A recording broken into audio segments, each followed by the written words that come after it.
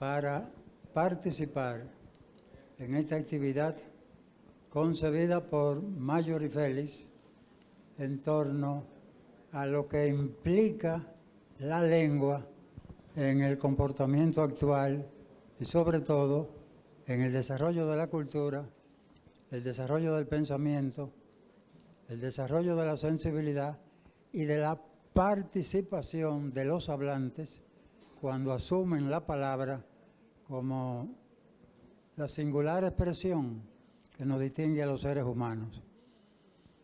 De tal manera que desde antiguo, desde la época de los antiguos pensadores presocráticos, llegaron a la conclusión, esos pensadores, de que la lengua era clave para entender el pensamiento, para entender la capacidad humana y sobre todo para entender nuestra presencia en el mundo. Y en tal virtud concibieron la lengua como el logos de la conciencia. Y entonces cada hablante que posee su propio logos, que tiene conciencia de la palabra, puede no solo expresar lo que siente, sino articular un pensamiento y concebir intuiciones y conceptos que den cuenta de lo que percibe de la realidad de lo viviente. Marjorie Felix es una destacada intelectual que tiene una sólida formación académica y que, en virtud de ese desarrollo de su conciencia, en virtud de su formación cultural y en virtud de su visión del mundo, ha desarrollado muchos conceptos que la ponen a ella en la vanguardia del pensamiento y de la expresión desde la palabra. Y entonces, conocedora también de los medios electrónicos y de lo que postulan los expertos en los recursos electrónicos, ella, que es realmente una autora de pensamiento y una conocedora de los medios electrónicos, ha concebido una serie de ideas y conceptos que ella va a exponer en esta mañana, en este encuentro, en esta Academia Dominicana de la Lengua, en vista de la relación de lo que ella intelectualmente ha concebido desde la relación que se puede establecer desde la lengua en conexión con los medios electrónicos.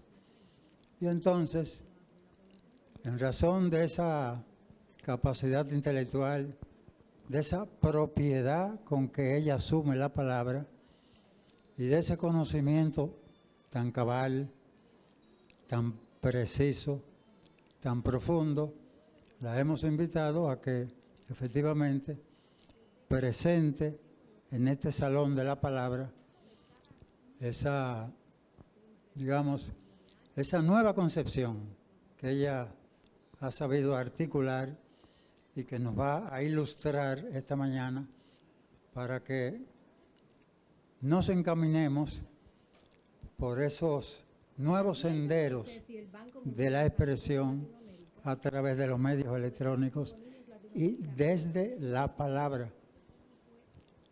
Por esa razón, un pensador como Platón, cuando concibió el mundo ideal, también dejó ver que en el futuro surgirían nuevos medios expresivos para entender lo que la realidad trascendente puede participarnos a los humanos que vivimos en una realidad real, en una realidad cultural, en una realidad idiomática. Entonces, entender ese mundo, digamos, tan complicado, tan profundo, de la realidad trascendente y desde la palabra es lo que Marjorie Félix nos va a presentar esta mañana, razón por la cual le concedo desde ya el uso de la palabra. Bienvenido.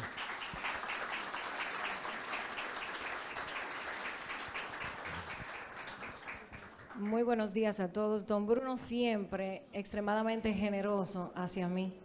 Creo no merecer sus halagos intelectuales, pero prometo trabajar cada día por merecérmelo. Gracias. Debo iniciar diciendo que los quiero muchísimo. Tengo que decirlo de todo corazón y que cada uno de ustedes ocupa un espacio especial. Gracias porque algunos con más información que otros sobre lo que nos convoca están aquí. Otros con un profundo sentido de solidaridad y amor por el conocimiento, que son también frecuentes en esta academia, vienen con tanto amor. Y los que personalmente solo me quieren porque sí, que han enfrentado este sábado, que han venido sobrepasando las distancias, Moca, Santiago, qué alegría verlos en la capital. Los amigos de las redes que asistieron, acaban de llegar ahora unas chicas de Moca, las estoy viendo, gracias. Con el temor de saltarme alguno, voy a hacer ese saludo general a los amigos funcionarios, exfuncionarios, los empresarios, emprendedores, gracias por estar aquí. Y quiero hacer notar de manera muy especial la presencia de mi madre. Yo creo que es la presencia de tanto amor, Teresa Ortiz. Gracias, mami. Gracias a mi padre, Julio Lorenzo, a mis hermanos, a mis tíos, Maritza Núñez, Guillermo Lorenzo.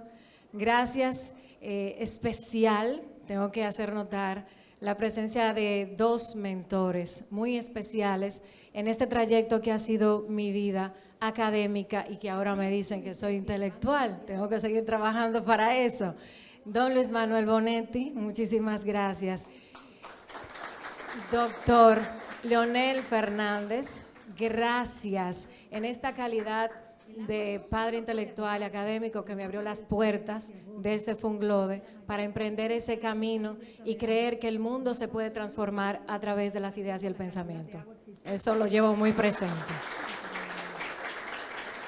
Y gracias a esta honorable Casa de las Academias, que es la sede de la Academia de la Lengua Dominicana, en la persona de don Bruno, que también es un mentor muy especial, y académicamente doña Ligia Amada, que creyó que yo podía ser una persona hija de ese programa de becas y formarme en España. Cuando mucha gente me decía que era un sueño, que yo no podía ir por allí. Muchísimas gracias. El punto de partida hoy, porque les voy a hablar de la verdad, he promovido mucho en las redes el lanzamiento de omisiones calculadas con la palabra verdad. Entonces mi punto de inicio es la verdad, hablaré de mis experiencias y luego les contaré a lo largo del conversatorio qué es omisiones calculadas y cuál es su sentido. Me gustaría provocarlos un poco, mi estilo, mi uso de la lengua es provocador. ¿Qué entienden ustedes que es la verdad? ¿Se han detenido a pensar en la verdad como concepto? ¿Hay una sola verdad? ¿Es absoluta? ¿Hay verdades relativas? ¿Han pensado ustedes cómo se construye la verdad o de qué está hecha la verdad? Si no lo han hecho antes, los provoco ahora. Francisco del Cueto y Donde, un catedrático mexicano que es también miembro de número de la Academia de Psiquiatría y de Psicoanálisis de México, da una aproximación que me parece muy hermosa al concepto de la verdad. Y él decía que el uso de la palabra verdad abarca la honestidad, la buena fe y la sinceridad humana general. Qué cosa más hermosa, ¿no? La sinceridad humana en general. La verdad para Platón, que citaba don Bruno, está conectada con las ideas, con la razón, con la reflexión y el conocimiento como la única forma de encontrar una vida plena y feliz. Y en todos los conceptos que uno puede revisar de filósofos, encontramos una noción de bien, de moral, del bien moral, de espiritualidad y de virtud al referirse a la verdad. Es por eso que cuando conoces la esencia de las cosas, puedes actuar de manera justa, puedes actuar de manera correcta. El conocimiento adquiere entonces una nueva dimensión en la que no hay cabida para la ignorancia, en una vida que busca la plenitud. Ahí yo siempre digo que queda desfasada esa expresión que es muy común de que la ignorancia es la felicidad del hombre, es su mayor pobreza. Hoy existen verdades relativas de cada uno, pero ojo, esa no es la verdadera realidad. Cada cosa tiene una sola verdad que es absoluta y es esencial. Por eso, la verdad como el conocimiento es inmutable. No la puedo manejar, no la puedo gestionar, no la puedo manipular a mi antojo. Eso no existe. Esos atajos acomodaticios de una moral prestada, no existe. ¿Qué es lo que ha pasado entonces con el concepto de verdad en el siglo XXI?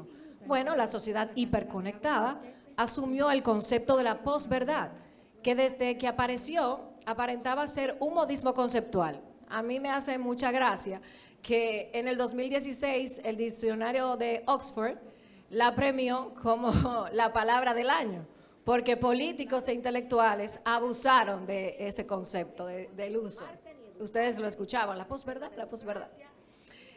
Esa es la raíz de las noticias falsas, porque la verdad en el siglo XXI abandonó el cielo de las ideas de Platón y se volvió emocional y manipulable.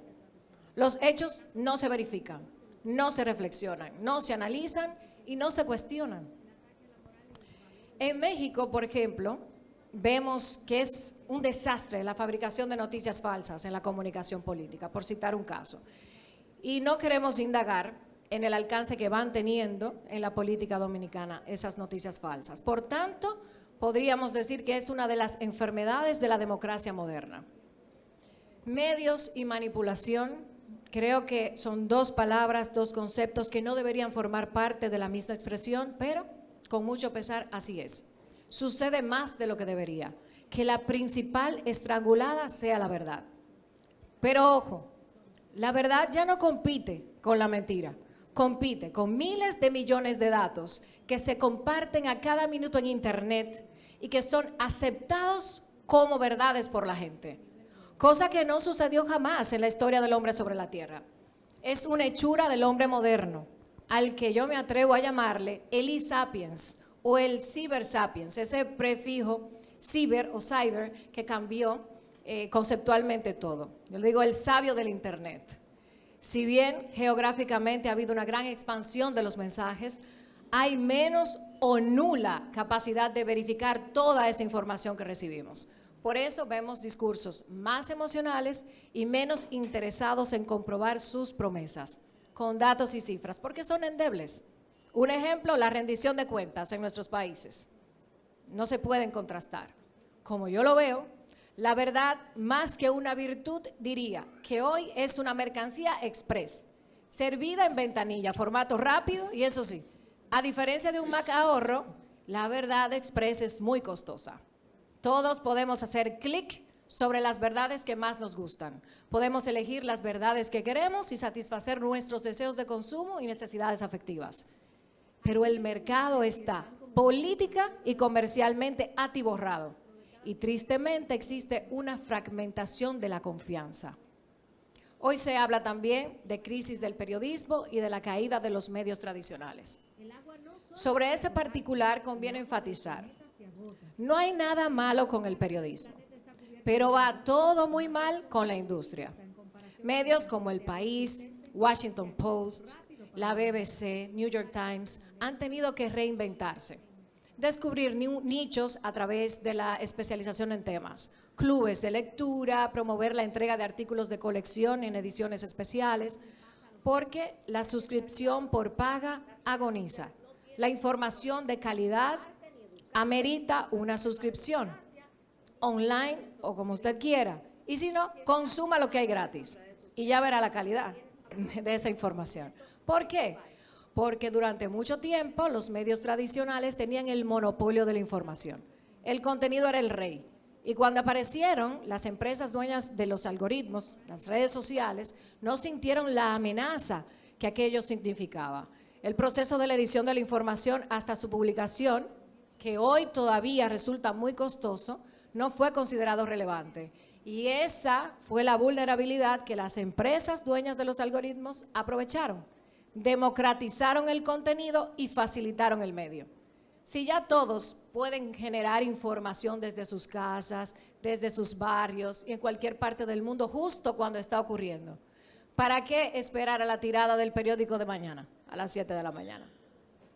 Ese fue el error de las editoriales, que marcó su suerte y la evolución del periodismo a un formato digital, con muchos desafíos, pero grandes oportunidades.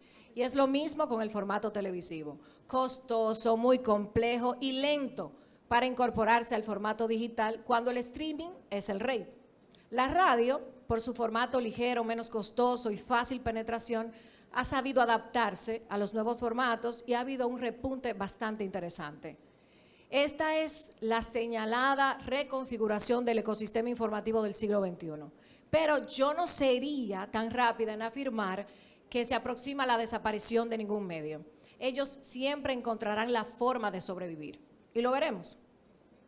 Pero uno de los peligros que representa este ecosistema informativo de la actualidad es que tenemos un algoritmo. A veces no sabemos lo que es, lo sabemos por inmersión, no se conceptualiza sobre él, pero de manera fácil para no complicarnos. Es un conjunto de reglas y procesos matemáticos que determina lo que ves en tu feed y es el responsable de simular el proceso de búsqueda para ofrecerte contenido que tú crees que es relevante. Se relaciona con las últimas publicaciones, con el tiempo si publicas más de una vez al día y los perfiles con los que tu página interactúa para determinar tu alcance. Ocurre algo, tienes lo que quieres, cuando lo quieres y cómo lo quieres. Y eso dispara tus niveles de dopamina y tu sensación de control. Pero cuidado, te enajena como ser pensante y aniquila tu capacidad crítica, de debate y de contraste. Además de que puede haber un sesgo algorítmico, algunos no lo creen, pero el algoritmo también puede estar sujeto a errores de aprendizaje y puede producir resultados injustos y hasta discriminatorios.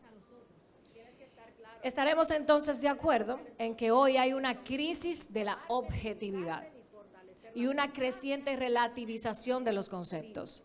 ¿Recuerdan estas expresiones que son muy comunes en redes sociales? Esto es así, pero no lo pienso discutir con nadie.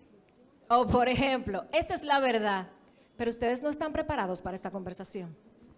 Lo recuerdan, ¿verdad? Veo que sonríen. Por ahí va la cosa.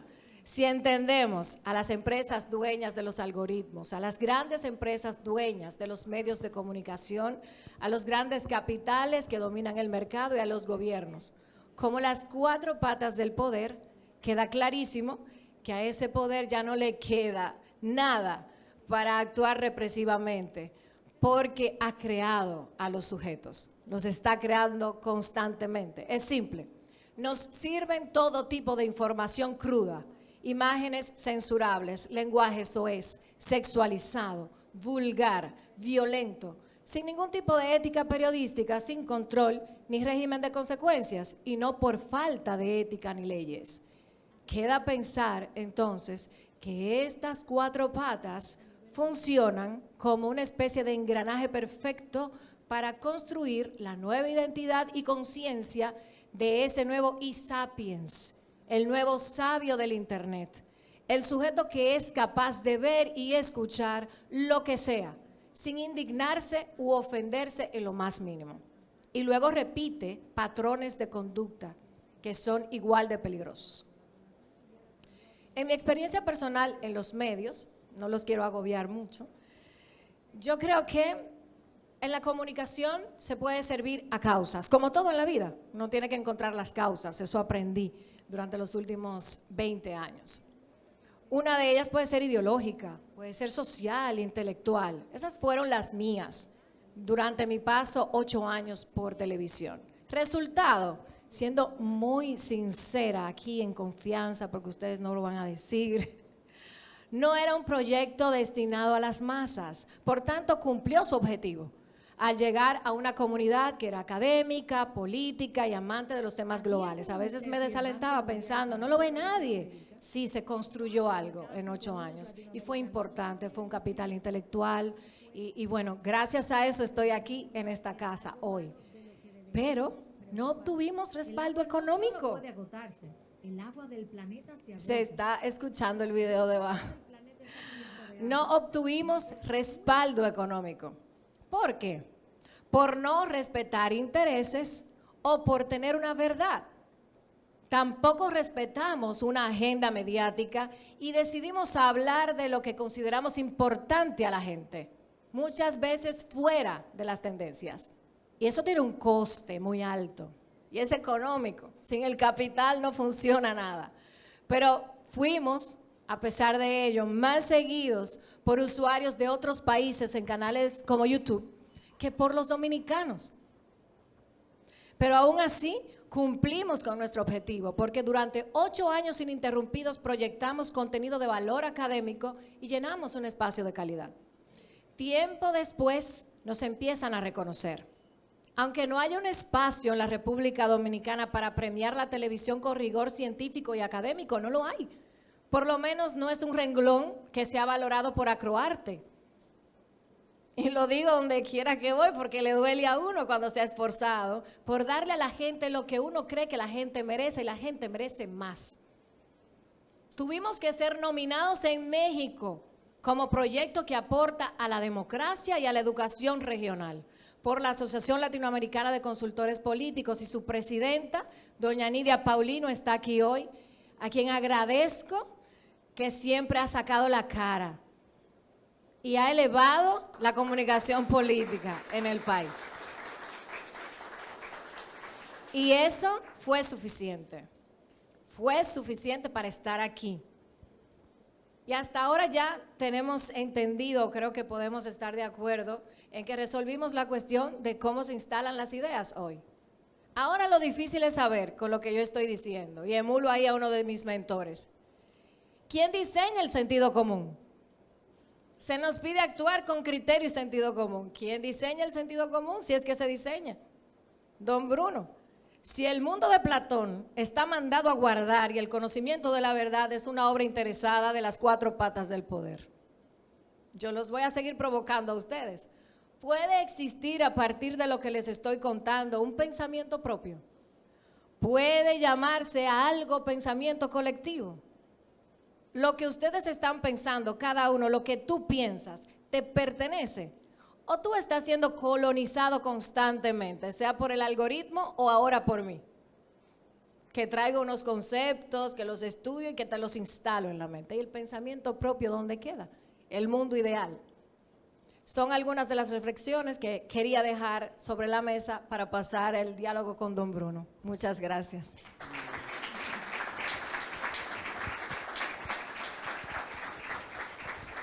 Excelente, Marjorie. Después de tus palabras, has concitado muchas inquietudes, entre ellas la siguiente. Ciertamente, como tú has planteado, hay sectores intelectuales, sectores, digamos, de pensamiento, que tienen la capacidad para conformar ideas y, desde luego, para orientar. Entre esas personas figuran naturalmente los comunicadores, profesores, académicos, escritores, gente que de alguna manera usa la palabra para el público. Pero actualmente hay un fenómeno terrible, digo terrible, en función de lo que puede afectar al conocimiento y al sentido de la palabra. Y es el hecho siguiente. La mayoría de las personas en este momento, con usar un aparato electrónico como el celular, pueden transmitir ideas y muchas veces disparates, que presentan esos disparates como una verdad, porque es su verdad. Entonces, ¿qué tú recomiendas? ¿Qué se puede hacer, Marjorie, para de alguna manera contrarrestar el impacto negativo que tienen los usuarios de la palabra, que sin formación intelectual transmiten ideas, conceptos, aberraciones, digamos, dichos y manera de entender el mundo que no se corresponde con la realidad? Tú al principio hiciste hincapié al enfatizar el concepto de qué es la realidad. La realidad siempre ha sido la realidad de las cosas. ¿O qué es la verdad? La verdad es la realidad de las cosas. Por lo menos así la definió Santa Teresa de Jesús hace 4 siglos. Pero bien, danos tu opinión frente a la problemática que, a mi juicio, constituye un problema para la presentación de la verdad.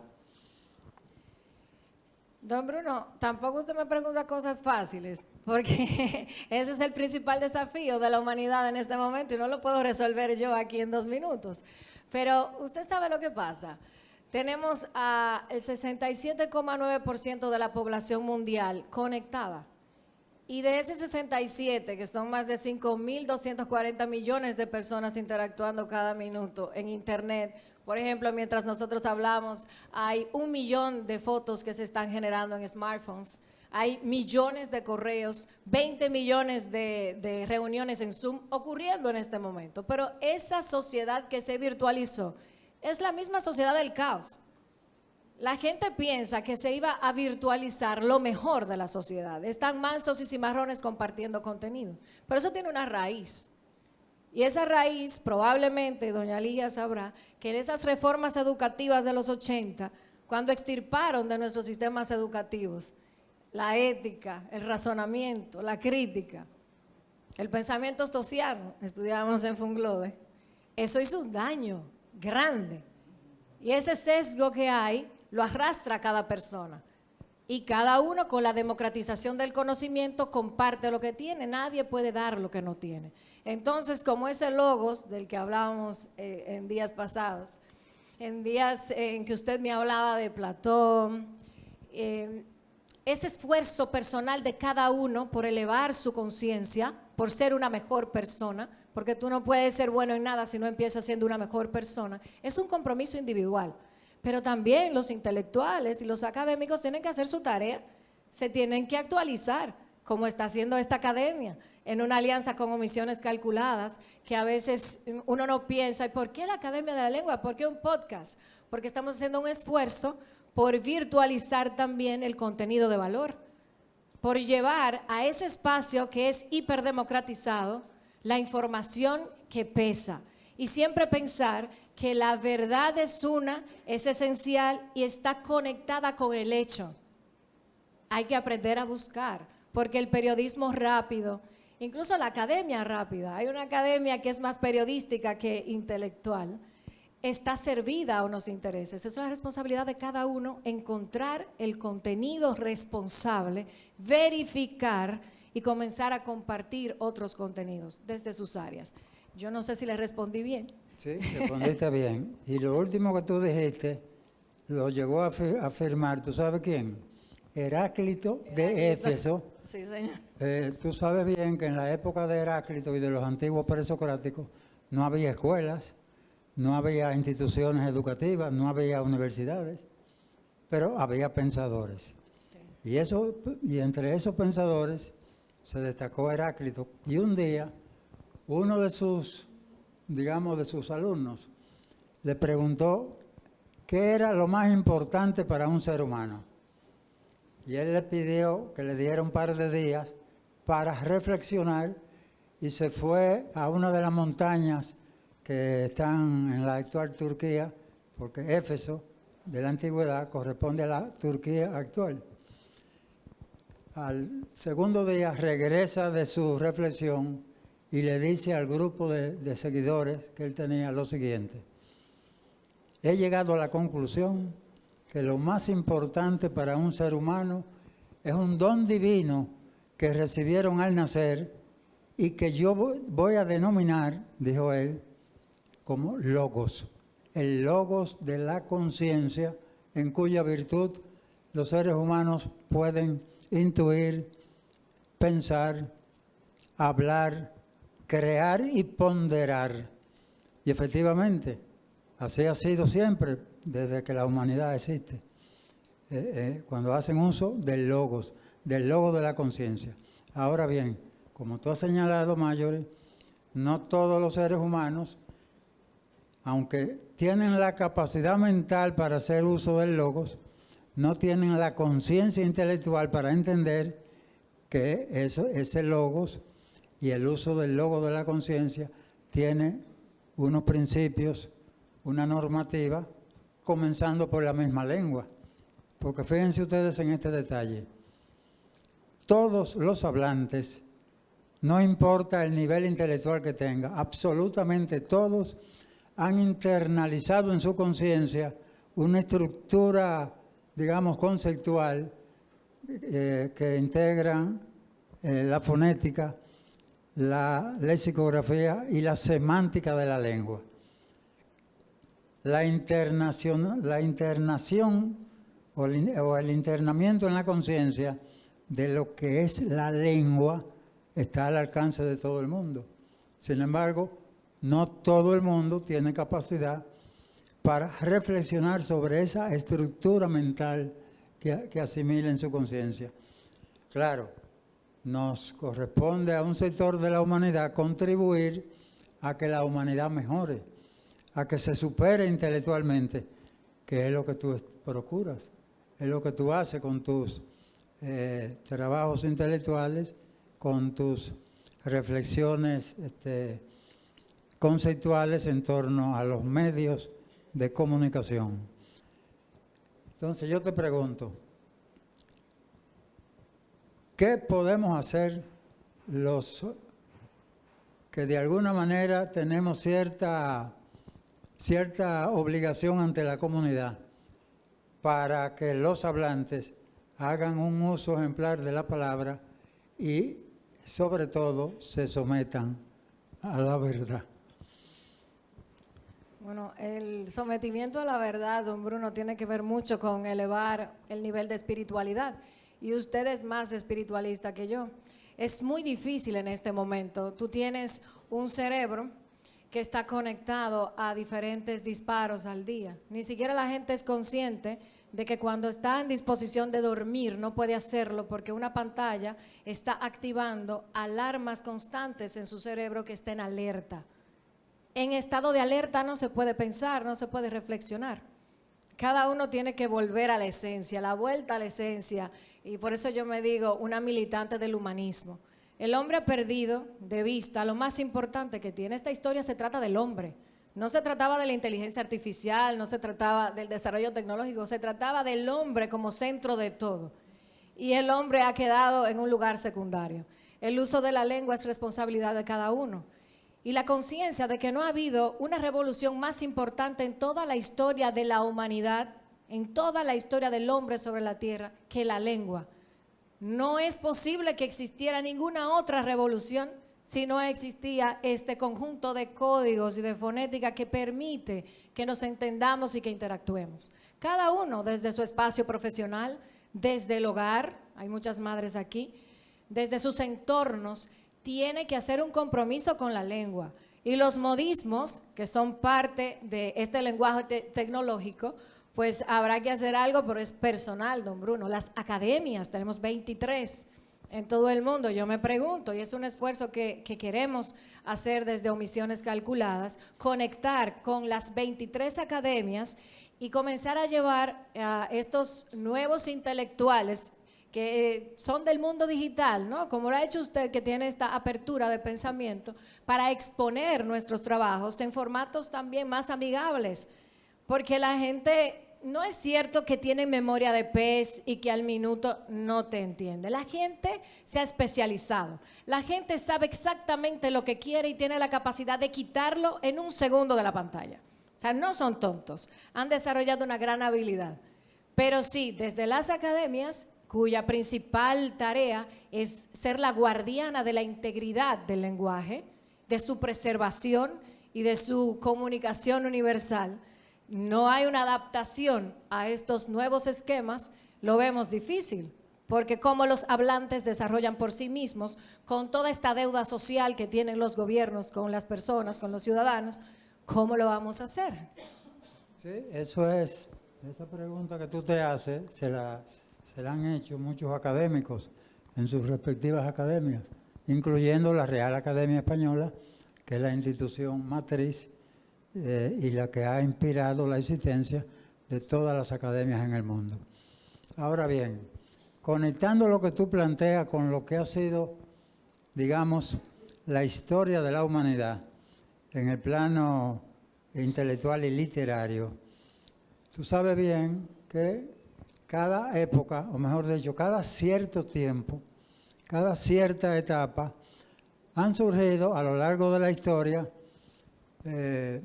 creadores que hacen un uso singular de la palabra y que han desarrollado el don de la creatividad, aún teniendo conciencia de que todos los hablantes, absolutamente todos, tienen el poder de la creatividad.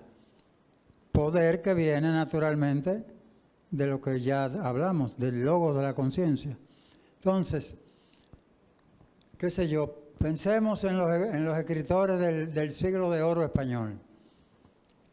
Escritores que se distinguieron por el uso de la palabra en el arte de la creación poética, como fueron los casos de Fray Luis de León, San Juan de la Cruz, Santa Teresa de Jesús. 3 modelos de autores que hicieron uso de la palabra con un sentido creador a la luz de la inspiración poética. Entonces, esa experiencia que vivieron esos escritores, la han vivido todos los pueblos del mundo y específicamente todos los pueblos del ámbito hispánico. En cada país de América ha habido ese aporte de la palabra mediante la creación literaria. Y uno se pregunta, ¿de qué manera, y te hago esa pregunta a ti, Mayore, de qué manera los intelectuales, los pensadores, los escritores, los que tienen una mayor conciencia de su formación intelectual y del conocimiento de la lengua, de qué manera podrían influir en el conjunto de la sociedad para que haya, digamos, un mejor uso de la palabra y un aporte creador mediante la palabra. Bueno, yo creo que parte de eso es lo que le vengo contando y estamos siempre en ese mismo, es como una especie de bucle, ¿no? Infinito. Pero usted está siendo malo conmigo porque quiere que yo resuelva lo que ustedes, que son mis maestros, no han podido resolver. Ustedes no, todos los hablantes somos responsables de nuestra lengua. Sí, pero en este caso usted tiene una superioridad intelectual, presidente de esta academia, con unos 70 títulos, que no es todo el mundo que los escribe. Eso es mera coincidencia.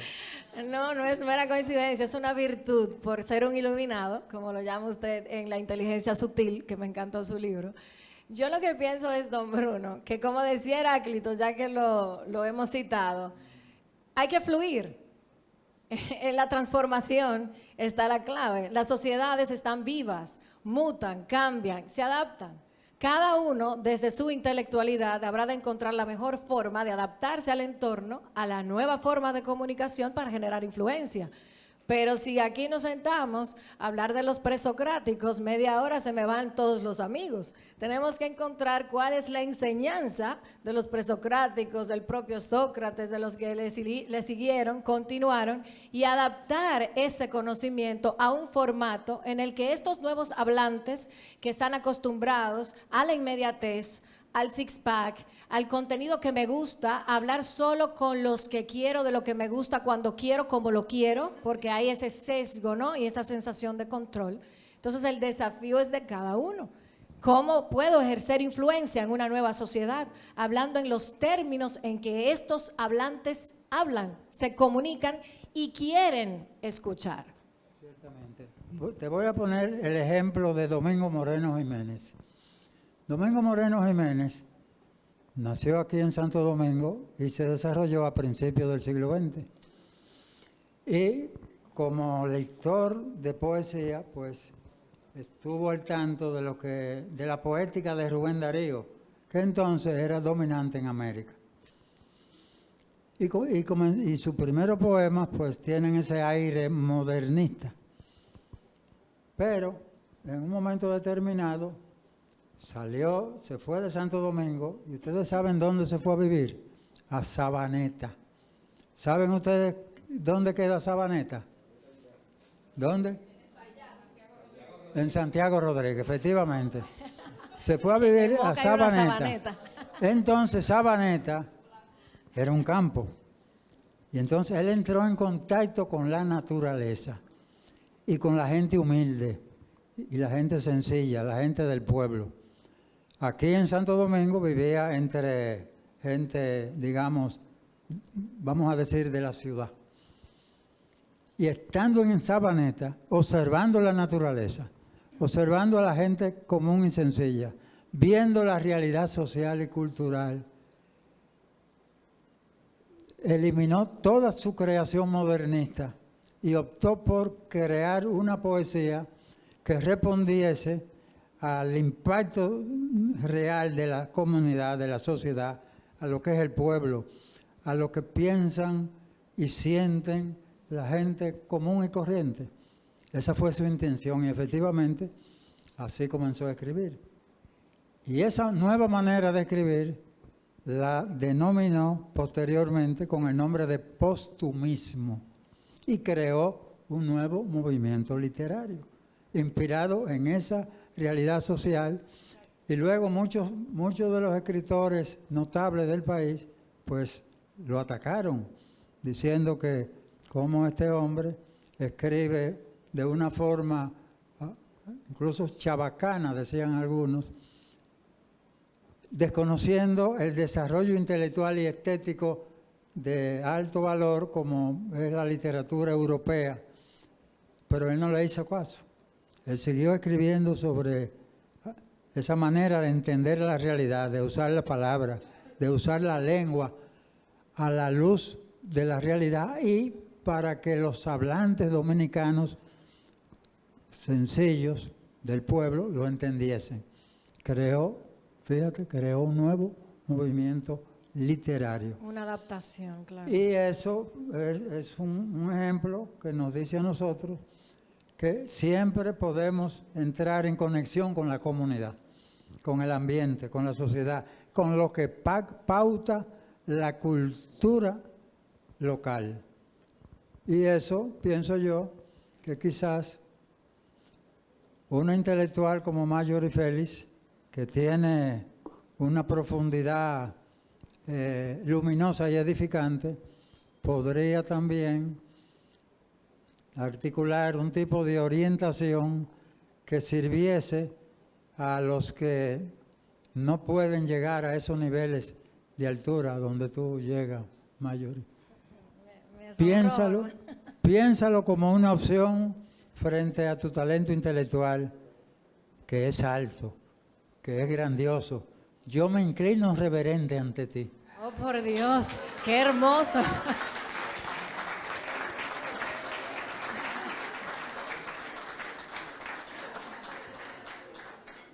Mi caballero, muchísimas gracias. Él hace estas cosas conmigo y yo ya la palabra gracias me queda corta. Solo puedo retribuirle con mi próximo poemario, que él va a hacer el prólogo. No tengo otra forma de retribuirle. Con mucho gusto lo ese escribiré. afecto y esa consideración tan generosa. Y quiero decirles que ese talento creador, la creatividad, requiere mucha valentía. Esa valentía de romper esquemas, de que a veces tú sientes que esa idea no va a conectar con nadie, pero cuidado, cuando todo el mundo te dice que no, que eres un loco, que eso no va a conectar, puede que tengas una idea brillante, que nadie la tuvo antes y que va a cambiar todo un esquema. Nosotros hemos querido tener la valentía de transicionar en el mundo de la comunicación, de la academia, con ese aire modernista, pero a veces también es un aire muy romántico, ¿no? Cuando yo estudiaba relaciones internacionales, mis profesores me decían, usted es académica, no poeta. Al final terminé siendo ambas cosas, don Bruno. Entonces, omisiones calculadas, les cuento qué es y por qué. Es la primera plataforma digital en habla hispana que está destinada a impactar a 1.000 millones de personas en todo el mundo. Por eso decía, de esa idea de eres loca, 1.000 millones no vas a poder. Sí, vamos a impactar a 1.000 millones de personas en 10 años. Y quisimos extendernos más allá del concepto de latinidad para no circunscribirnos geográficamente, con la ambición de llegar a cualquier hablante de español donde se encuentre.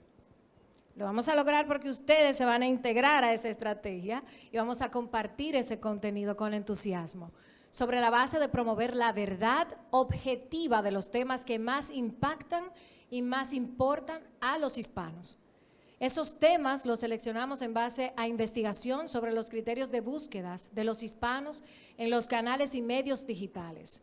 Y esos temas también los sometimos a estudio y coincidió con que sí, que el desconocimiento de ellos impacta la calidad de vida de la gente.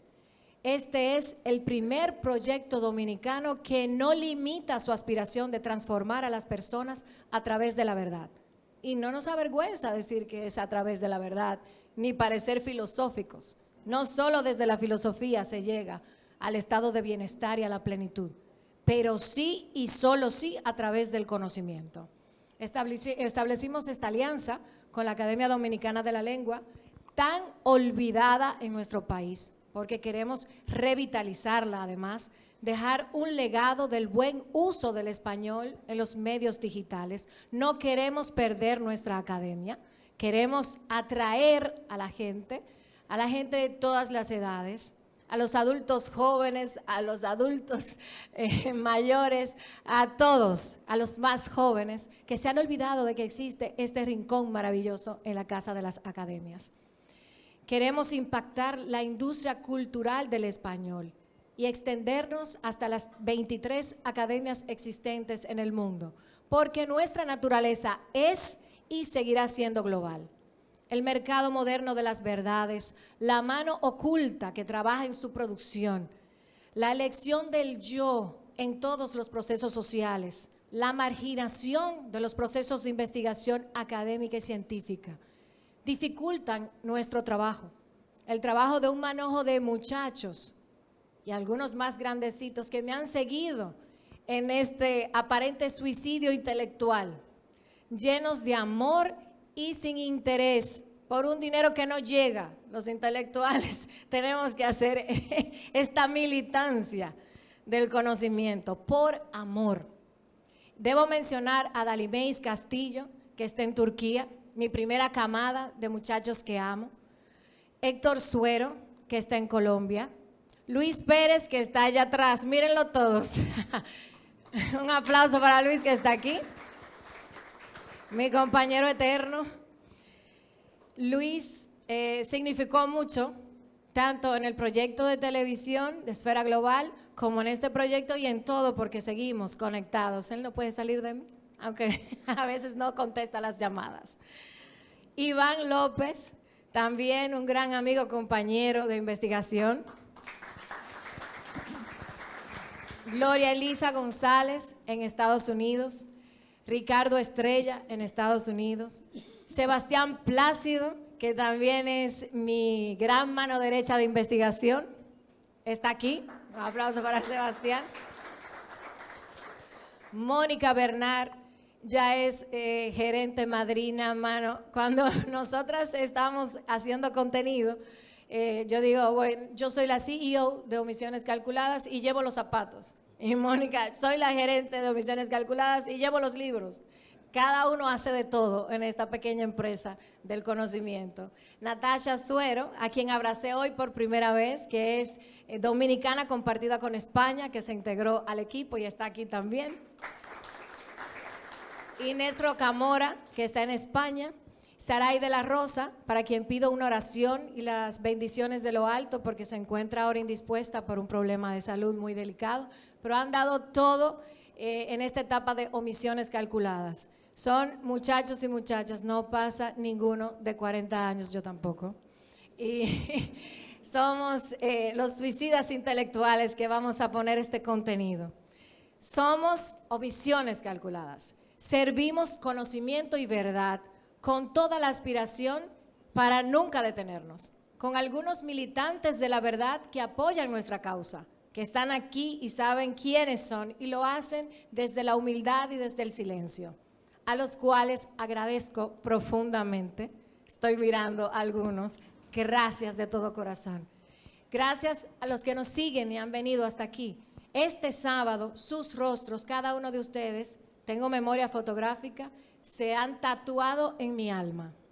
El camino de regreso a esta verdad objetiva de la que hablamos, esa verdad única de las cosas, a un proceso social de debate, de preguntas, de deliberación, no es fácil.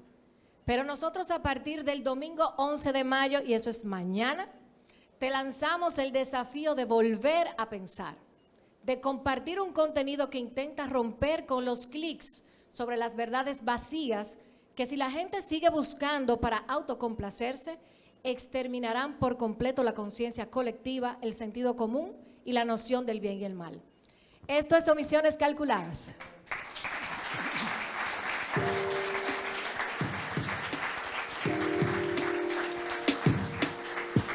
Advierten UNICEF y el Banco Mundial para toda Latinoamérica que 4 de cada 5 niños latinoamericanos no saben leer ni escribir. ¿Cuándo y cómo fue que se concluyó que el calentamiento global era algo malo de lo que deberíamos preocuparnos? El agua no solo puede agotarse, el agua del planeta se agota.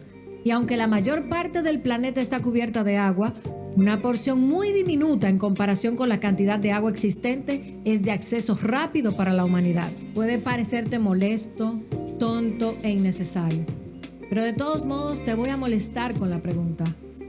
¿Estás preparado para sobrevivir a un desastre natural o todavía piensas que eso le pasa a los otros? Tienes que estar claro en esto.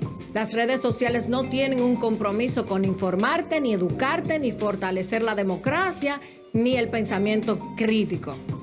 Si estás buscando eso en redes sociales es porque tienes absoluto desconocimiento de qué va esto. Estamos frente a la destrucción de la familia tradicional. Están tomando control de los sistemas educativos para adoctrinar a nuestros hijos e hijas. El ataque a la moral y los valores de Dios es inminente. ¿Cuál es la alternativa que les deja la sociedad? ¿Cómo pueden tener una vida social y trabajar para vivir con dignidad si no tienen una oportunidad? Hay una relación pertinente entre las enfermedades de transmisión sexual y la comunidad de LGBTIQ+. El 18% de toda la información consumida a nivel mundial proviene de redes sociales. En términos de consumo de noticias, el 63% de la población mundial es usuario de redes sociales. Unos 5.5 billones de personas, de las cuales 43% consume regularmente el contenido de noticias en las redes de las que son usuarios. Para 2030, la inteligencia artificial podría automatizar hasta el 30% de las tareas laborales actuales, afectando nada más y nada menos que 800 millones de empleos a nivel global. El Objetivo de Desarrollo Sostenible 11 de las Naciones Unidas sobre ciudades y comunidades sostenibles pretende lograr que las ciudades y los asentamientos humanos sean inclusivos, seguros, resilientes y sostenibles. Solo restan 2000 días antes de que se venza el plazo para alcanzar las metas cruciales de sostenibilidad en 2030. En 2024, la población mundial ascendió a 8.200 millones de personas y crecerá durante los próximos 60 años, alcanzando su nivel máximo a mediados de la década de 2080, con unos 10.300 millones de personas. El 9% de la población tiene algún problema de salud mental y el 25% lo tendrá en algún momento de su vida. 1 de cada 7 jóvenes de entre 10 y 19 años padece de algún tipo de trastorno mental.